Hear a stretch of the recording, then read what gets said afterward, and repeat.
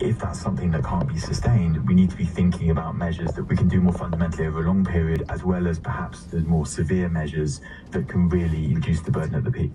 And what about testing? Is it right that not everybody can be tested, and it's unreasonable to expect that it may not even be that useful?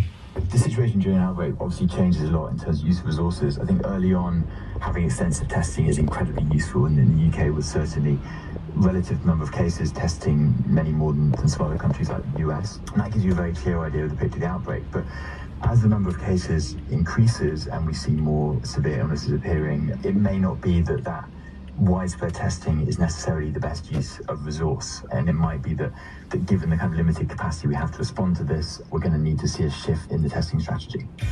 You've looked at the way pandemics behave, you've done modelling for the BBC. Is this one playing out the way you expected? There are elements of this that are pretty consistent with what we see in terms of pandemic planning. In terms of this early growth, for example, we're estimating a doubling time of about 4 to 5 days, and that's consistent across a number of countries.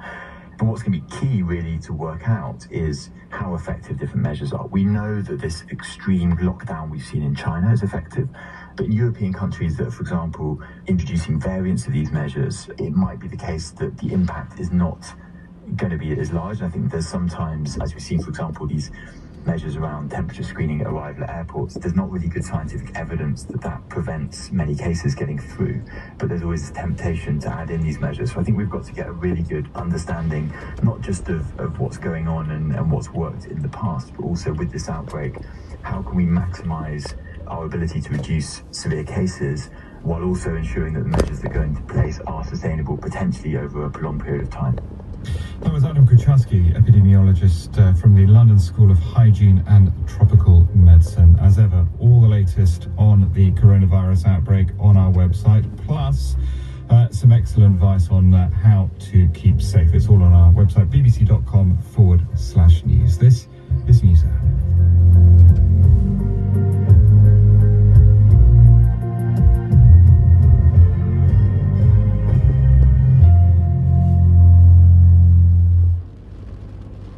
This is WBUR. Forecast calls for rain and showers through the day today, but it will be mild. Highs today right around 60 degrees. Tonight, clearing skies. Lows drop to the 30s as it clears. Tomorrow, sunny, windy, and in the 50s for Saturday. Sunday, it'll be sunny and in the 40s. Then Monday, cooler yet. Sunny skies, but only in the 30s. In Boston now, 47 degrees, 40 in Worcester. This is 90.9 WBUR. We're funded by you, our listeners, and by Flamenco Festival 2020. Experience the passion, power, and beauty of flamenco, March 15th through 31st at Boston venues. Tickets at globalartslive.org. And Xfinity, with an app that lets you pause your Wi-Fi for device-free family time. More at xfinity.com.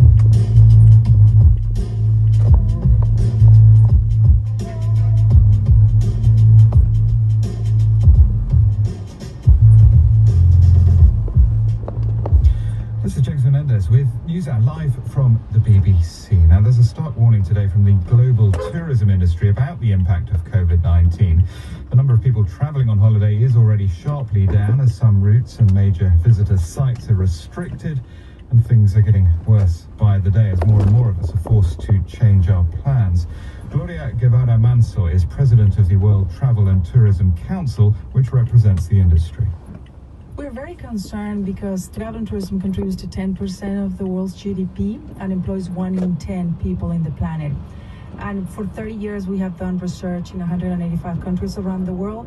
And based on our estimations, 50 million jobs can be impacted. So we're very concerned about the current situation. So when people say this is having an impact on people's holidays, it's not really the most important thing in the world, that's just not true from your point of view. Absolutely, because when you look at the companies that depend on this sector, are not only the big companies, that's probably 20%, 80% are SMEs, small and medium enterprises.